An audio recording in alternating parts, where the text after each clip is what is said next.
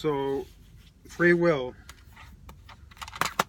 There is no such thing as free will. Any action you take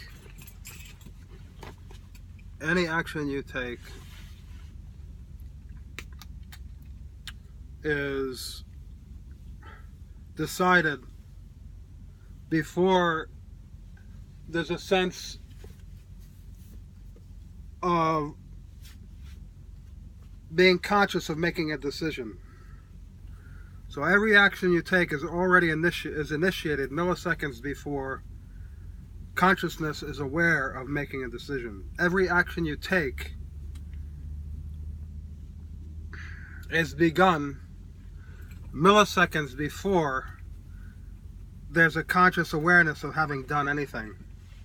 And then the mind interprets that as a sense of having agency, or something that I did. It recognizes the self doing something, and it says, I made that decision. I decided to do that. I decided to reach for this. Or I decided to say what I'm saying, and using the words that I'm saying. It's my decision to say what I'm saying right now, but really, there's no process of choice. There's no choice of the words coming out of my mouth.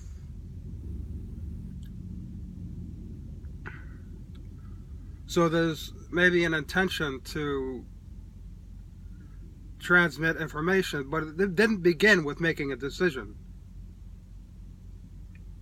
It began with me sitting down and turning on that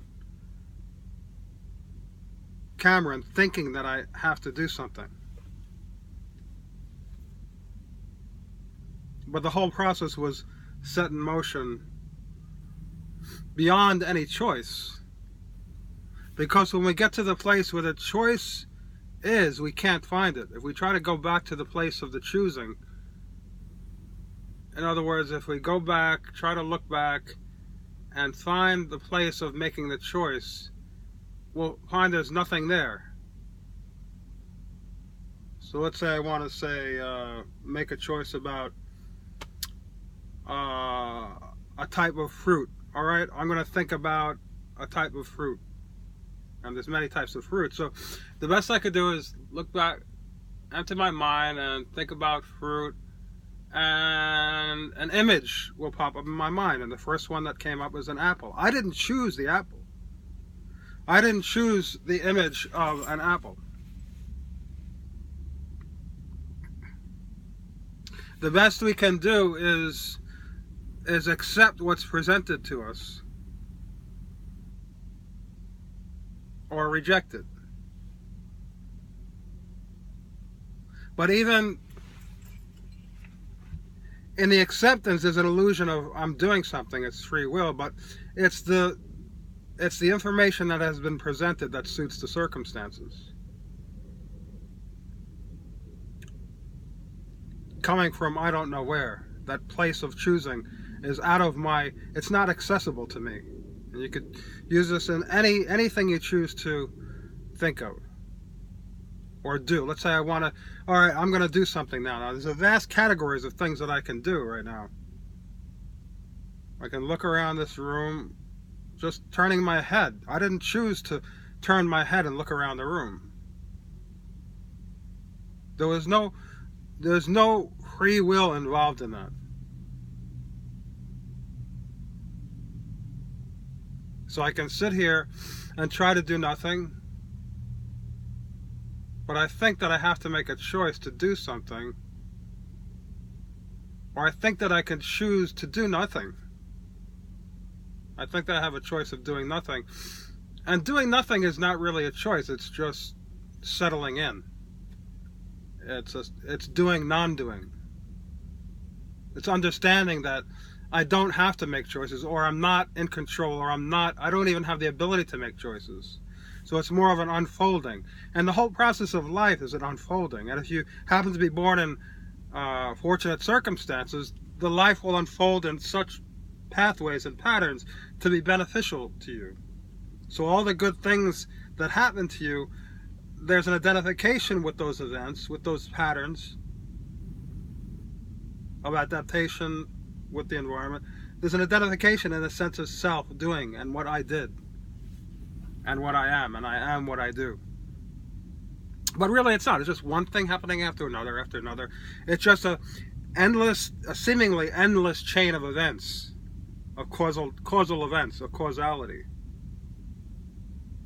Just like every thought that arises is generated by the impulse that went before it,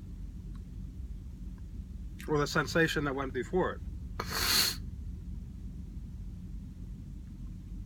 So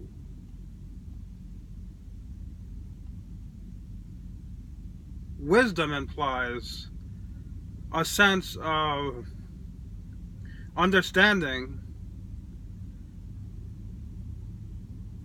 there is no agency, but generating, interpreting, and then generating more beneficial patterns of behavior. Because all the mind can do is watch the body move through space,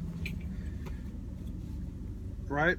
Watch the feelings as they come, watch the thoughts as they come, watch the behavior as it happens. And then the mind does two things. And this is why it's so fabulous to be human. It interprets that action that I've took, that the body has taken, that sensation, that feeling, that action, that movement. It interprets it as being caused by such and such, or because I chose to do it, which is the illusion. And then it can predict what might happen. But the interpretation itself is often, in most cases, faulty or clouded or filtered in some way that we're not. In fact, in most cases, I would say the large majority of cases, we don't understand the causal factors in what we do. And this reinforces the fact that we don't have choice. There's no choice. So ask yourself, do the experiment with yourself, and try to find a place where you're choosing among options. You'll find that they just arise. They just arise of themselves. There's no agency there. But the mind has the ability to interpret, and by interpreting patterns, pattern recognition,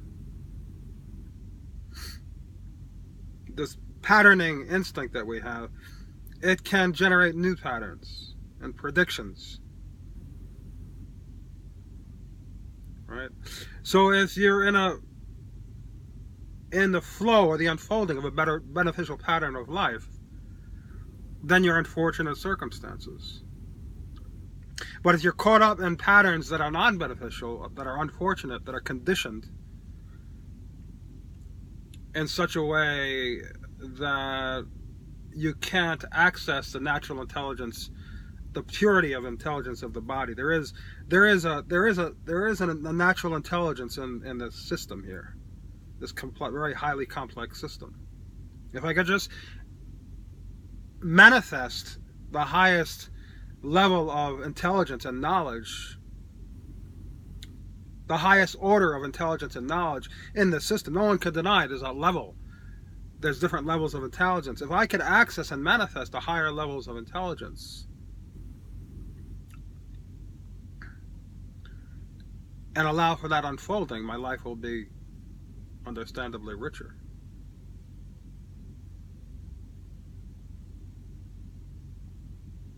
But if I'm caught in this sense of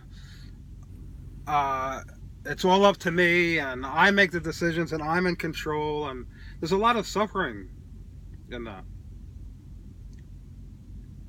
because it's an illusion.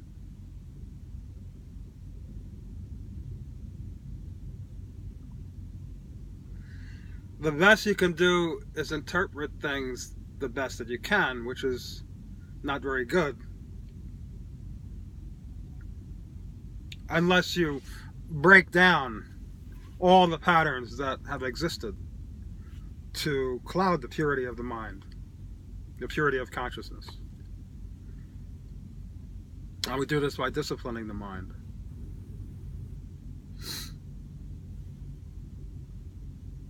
By dismantling the the thinking self.